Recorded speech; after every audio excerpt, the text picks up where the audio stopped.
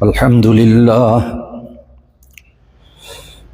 لله نحمده ونستعينه ونستغفره ونؤمن به ونتوكل عليه ونعوذ بالله من شرور أنفسنا ومن سيئات أعمالنا من يهده الله فلا مضل له ومن يضلل فلا هادي له ونشهد أن لا إله إلا الله وحده لا شريك له ونشهد أن سيدنا ومولانا محمدا عبده ورسوله أما بعد فأعوذ بالله من الشيطان الرجيم بسم الله الرحمن الرحيم إن الله يأمركم أن تؤدوا الأمانات إلى أهلها صدق الله العظيم اللهم صل على محمد وعلى آل محمد كما صليت على إبراهيم وعلى آل إبراهيم إنك حميد مجيد قابل احترام سامعین گرامی قدر، سورۃ النساء کی آیت کا ایک حصہ جس کی تلاوت آپ کے سامنے کی ہے، ان اللہ یأمرکم ان تؤدوا الامانات الی اہلہا،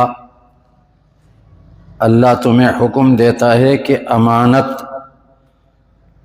اسی تک پہنچاؤ جو اس کا مالک ہے، جو اس کا حقدار ہے۔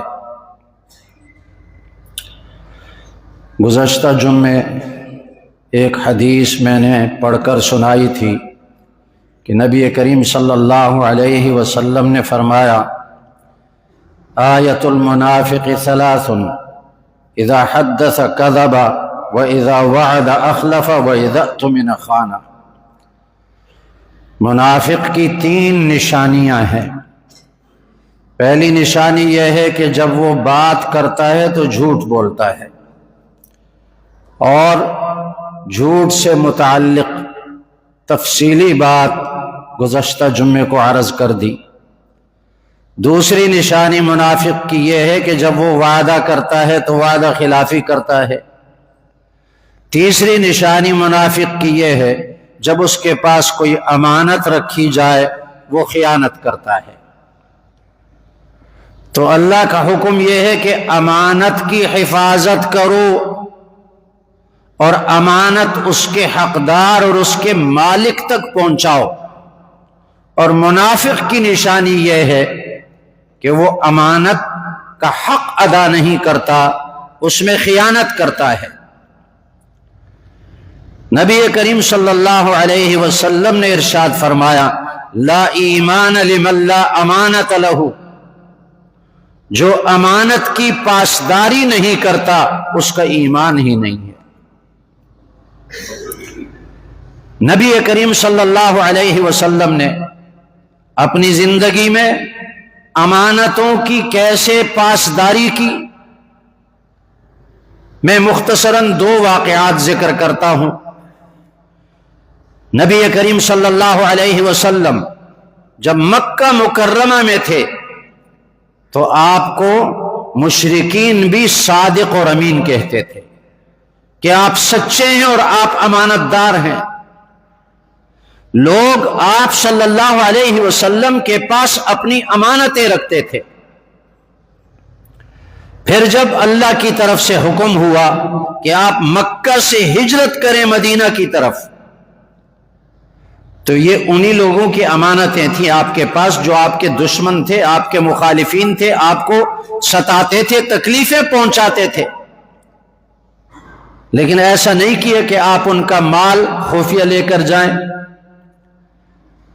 حضرت علی رضی اللہ تعالیٰ عنہ کو اپنے بستر پر سلایا، اور اسی رات کفار نے رسول اللہ صلی اللہ علیہ وسلم کے گھر کا محاصرہ کیا تلواریں لے کر کہ آج جو یہ نکلیں گے ہم ان کو قتل کر دیں گے۔ 100 آدمی گھر کے ارد گرد کھڑے تھے۔ نبی کریم صلی اللہ علیہ وسلم نے حضرت علی رضی اللہ عنہ کو اپنے بستر پر سلایا اور یہ حکم دیا کہ یہ میرے پاس لوگوں کی امانتیں ہیں، یہ امانتیں ان کے مالکوں تک پہنچاؤ۔ اپنے دشمنوں کی امانتیں بھی پہنچانے کی رعایت رکھی کہ ان کو اپنے مالکوں تک پہنچاؤ۔ اور نبی کریم صلی اللہ علیہ وسلم ایک مٹھی مٹی لے کر باہر نکلے اور یوں پھینک دی، اور وہ مٹی، وہ ریت، وہ سب کی آنکھوں تک پہنچی۔ وہ اپنی آنکھیں ملنے لگے اور نبی کریم صلی اللہ علیہ وسلم وہاں سے نکل گئے۔ مدینے کا سفر شروع ہوا، ہجرت فرمائی، لیکن امانت میں خیانت نہیں کی۔ دوسرا واقعہ، جب نبی کریم صلی اللہ علیہ وسلم مکہ مکرمہ میں تھے، مکے والے سارے دشمن تھے، مخالفین تھے، تو مکہ مکرمہ میں بیت اللہ شریف کی چابی عثمان بن طلحہ کے پاس تھی، اور وہ ہفتے میں 2 دن بیت اللہ کا دروازہ کھولتا تھا اور لوگ بیت اللہ میں داخل ہوتے۔ تو ایک دن نبی کریم صلی اللہ علیہ وسلم نے عثمان بن طلحہ سے کہا میرے لیے دروازہ کھول دو، یہ چابیاں مجھے دے دو، میں بیت اللہ کے اندر جانا چاہتا ہوں۔ عثمان بن طلحہ نے کہا نہیں دیتا آپ کو۔ نبی کریم صلی اللہ علیہ وسلم نے فرمایا ایک وقت ایسا آئے گا کہ یہ چابیاں تو اپنی مرضی سے میرے حوالے کرے گا۔ واقعہ گزر گیا، آپ صلی اللہ علیہ وسلم نے ہجرت فرمائی، ہجرت کے بعد 8 سال گزر گئے۔ 8ویں سال آپ صلی اللہ علیہ وسلم مکہ فتح کرنے کے لیے 10,000 افراد کا لشکر لے کر آئے، اور جب بیت اللہ شریف میں پہنچے تو عثمان بن طلحہ نے چابی رسول اللہ صلی اللہ علیہ وسلم کو دے دی۔ رسول اللہ صلی اللہ علیہ وسلم کی پیشن گوئی پوری ہو گئی۔ آپ صلی اللہ علیہ وسلم بیت اللہ کے اندر گئے اور 2 رکعت نماز پڑھی، ذکر کیا۔ بیت اللہ کے دیواروں پر تصویریں تھیں، مشرکین نے بنائی تھی، وہ صاف کر دی، ابراہیم اور اسماعیل علیہ السلام کی تصویریں۔ جب باہر نکلنے لگے تو حضرت عباس اور حضرت علی رضی اللہ عنہما، ان دونوں نے عرض کیا رسول اللہ بیت اللہ کی چابی ہمیں دے دیں۔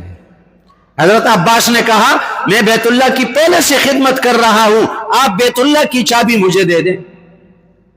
لیکن نبی کریم صلی اللہ علیہ وسلم نے فرمایا کہ اللہ کا حکم ہے ان اللہ یأمرکم ان تؤدوا الامانات الی اہلہا، اللہ کا حکم یہ ہے کہ امانت اس کے حقدار تک پہنچاؤ۔ یہ چابی میرے پاس امانت ہے، یہ عثمان بن طلحہ سے میں نے لی اور اس کو بلایا اور چابی اس کو پکڑا دی،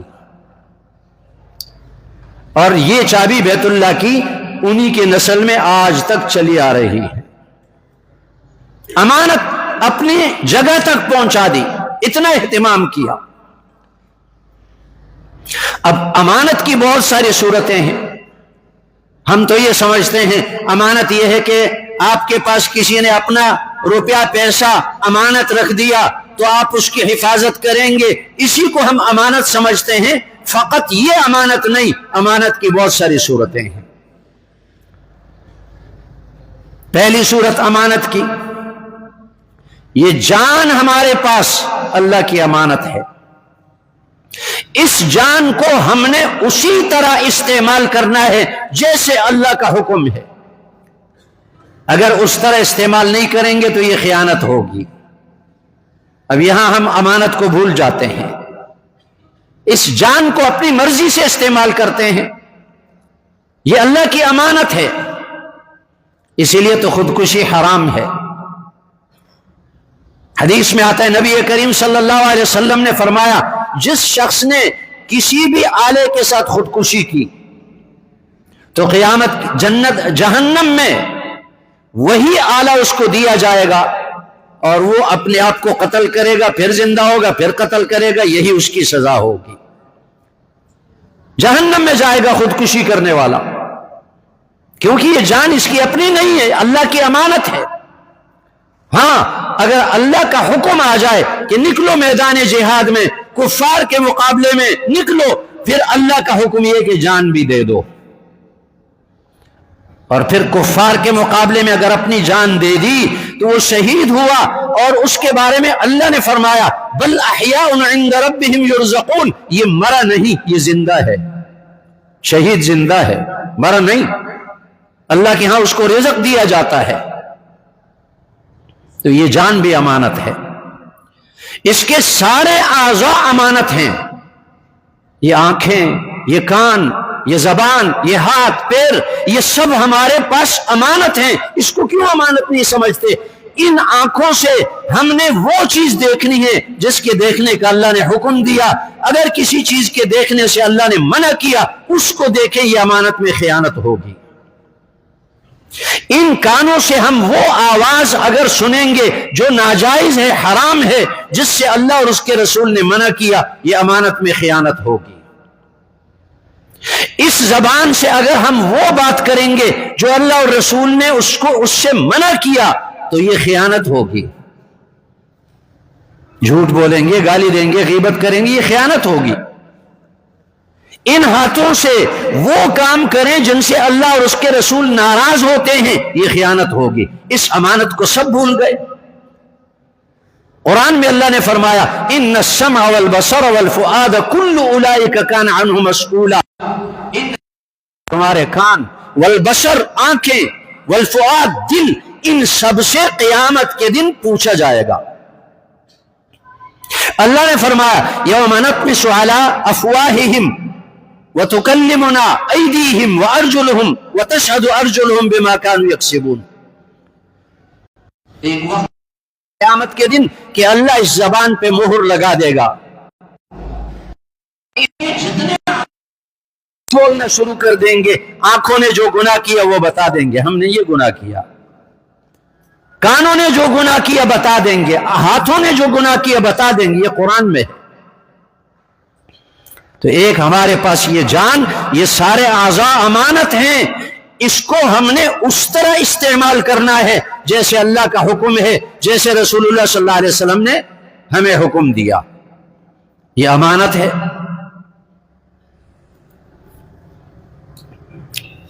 تو جان بھی امانت، اعضاء بھی امانت۔ نمبر 3، یہ دولت اور مال ہمارے پاس امانت ہے۔ ایسا نہیں کہ جیسے ہم چاہیں اپنا مال خرچ کریں، میرا مال ہے میں جیسے چاہوں خرچ کروں۔ شادی کی تقریب ہوتی ہے، لوگ سمجھتے ہیں کہ بس میرا مال ہے میں جیسے چاہوں خرچ کروں، فضولیات پر، لغویات پر، بے حیائی پر، گمراہی پر، ڈول باجے پر، رقص پر، ناچنے پر اپنا مال خرچ کروں۔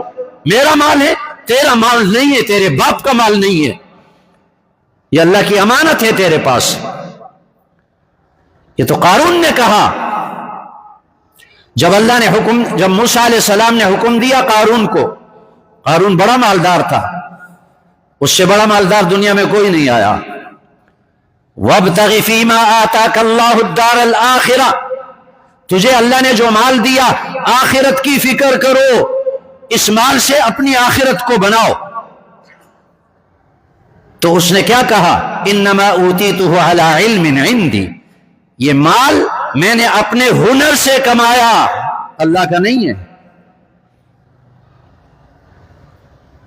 اسی لیے اگر ایک آدمی بلا ضرورت مال خرچ کرے دنیا کے کاموں میں، جیسے بے حیائی کی محفل ہے، ڈول باجوں پر خرچ کرتا ہے، تو اس کو اسراف کہتے ہیں۔ اور قرآن میں اللہ نے فرمایا مسرفین کو اللہ پسند نہیں کرتا، ان المسرفین هم اصحاب النار، مسرفین اسراف کرنے والے دوزخ والے ہیں، قرآن کا حکم ہے۔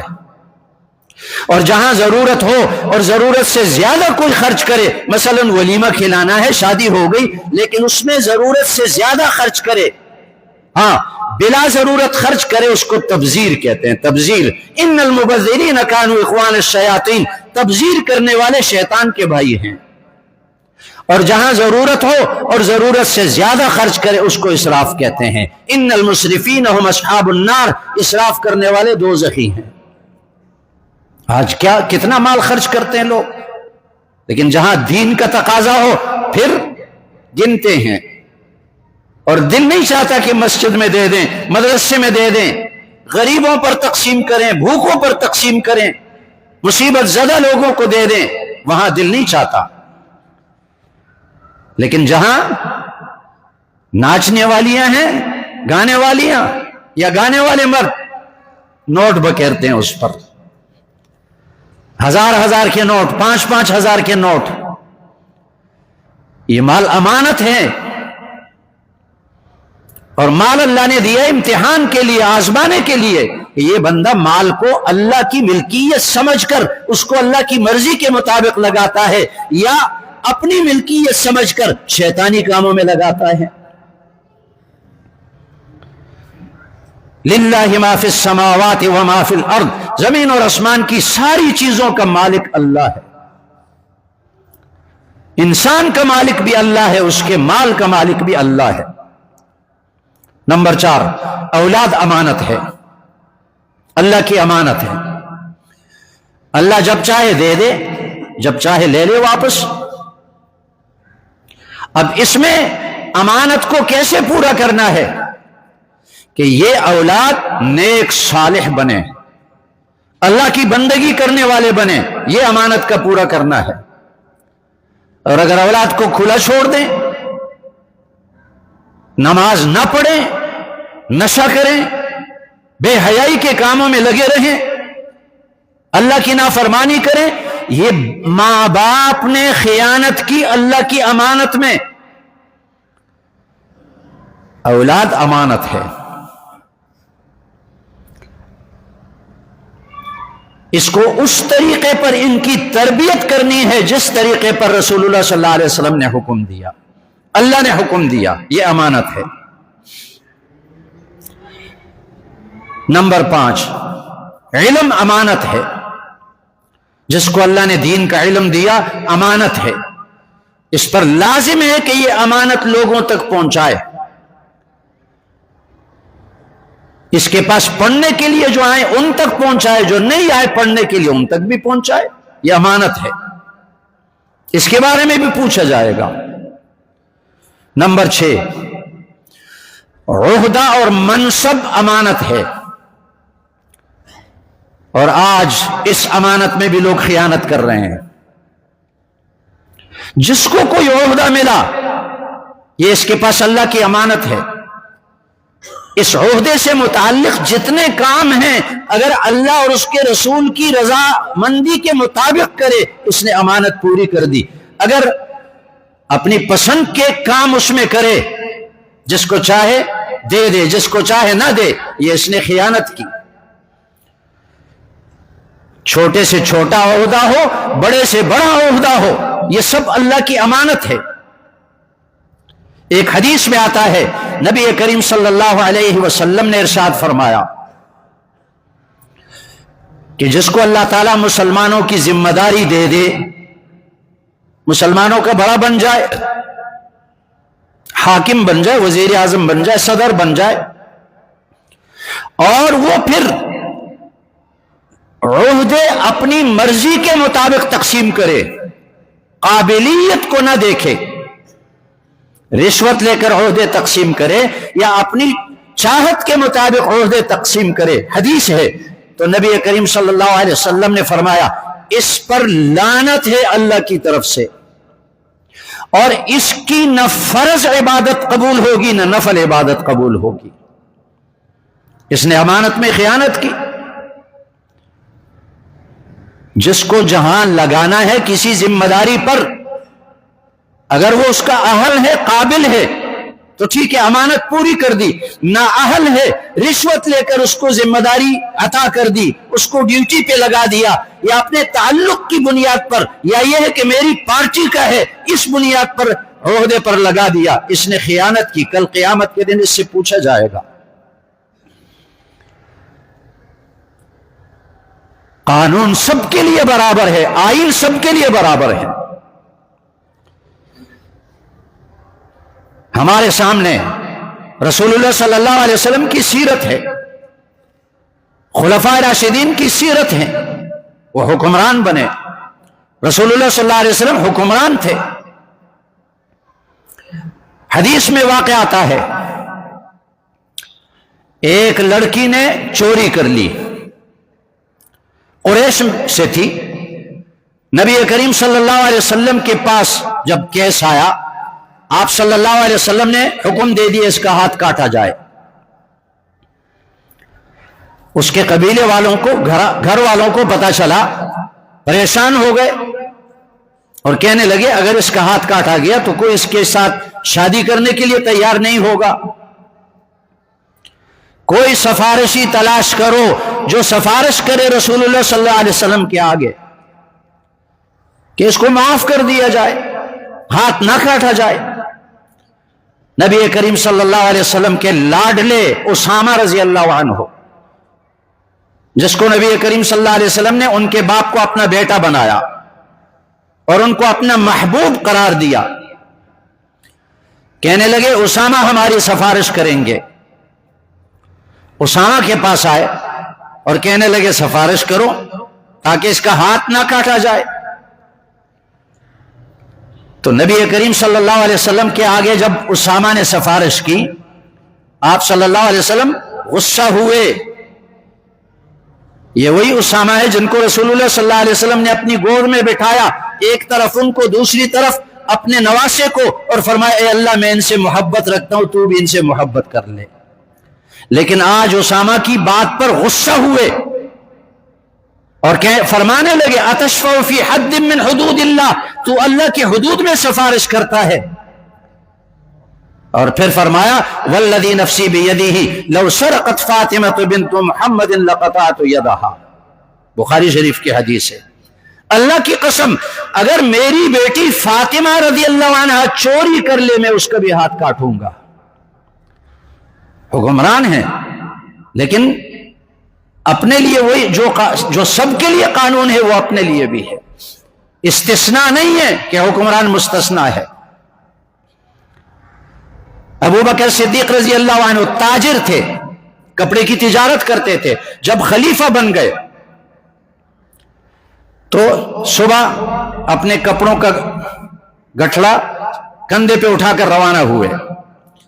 حضرت عمر رضی اللہ عنہ نے ہاتھ سے پکڑا، آپ کہاں جا رہے ہیں؟ ابو بکر صدیق رضی اللہ عنہ نے فرمایا کہ تمہیں معلوم ہے کہ میرا ذریعہ معاش یہی تجارت ہے، میں تجارت کرتا ہوں ورنہ کھاؤں گا کہاں سے؟ حضرت عمر نے عرض کیا کہ نہیں، آپ بیت المال سے اب وظیفہ لیا کریں، آپ تجارت کریں گے مسلمانوں کے کام کون کرے گا؟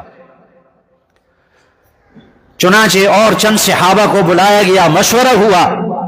حضرت ابو بکر صدیق رضی اللہ عنہ نے فرمایا کہ ایک عام مسلمان کو جتنا وظیفہ، جتنی تنخواہ بیت المال سے ملتی ہے اتنی تنخواہ میرے لیے مقرر کی جائے، کیونکہ امانت ہے ان کے پاس، یہ سرکاری خزانہ امانت ہے، یہ عہدہ امانت ہے۔ ایک غریب مسلمان کا جتنا وظیفہ تھا وہ ابو بکر صدیق خلیفہ راشد کا وظیفہ، تنخواہ ان کی مقرر ہوئی۔ اور ایک مرتبہ بیوی نے عرض کیا کہ میٹھے کھانے کو جی چاہتا ہے، کئی دنوں سے میٹھا نہیں کھایا۔ ابو بکر صدیق رضی اللہ عنہ نے فرمایا کہ مجھے جو وظیفہ ملتا ہے بس اس سے زیادہ میں نہیں لے سکتا، میٹھا کہاں سے لاؤں؟ بیوی نے حیلہ بنایا، روزانہ کا جتنا خرچہ تھا اس سے تھوڑا تھوڑا بچایا، پیسہ بچایا، اور کچھ دنوں کے بعد میٹھا تیار کر کے ابو بکر صدیق رضی اللہ عنہ کے سامنے لایا۔ ابو بکر صدیق نے پوچھا یہ کہاں سے آیا؟ بیوی نے بتا دیا یہ میں نے کچھ بچت کی ہے اس سے میٹھا تیار کیا۔ ابو بکر صدیق رضی اللہ عنہ نے فرمایا بیت المال کا جو نگران ہے اس کو بلاؤ۔ اس کو بلایا اور فرمایا کہ پتہ چل گیا کہ ہمارا گزارا اس وظیفے سے کم پر بھی ہو سکتا ہے، یہ میٹھے کے لیے جو بچایا اتنی رقم میری تنخواہ سے کاٹ دی جائے۔ یہ حکمران تھے، حضرت عمر رضی اللہ تعالیٰ عنہ جب خلیفہ بنے، منبر پر بیٹھے خطبہ دے رہے ہیں اور فرمایا اگر مجھ سے کوئی غلطی ہو جائے، شریعت کے خلاف کام ہو جائے، تو آپ مجھے کیسے تنبیہ کریں گے، کس طرح مجھے سمجھائیں گے؟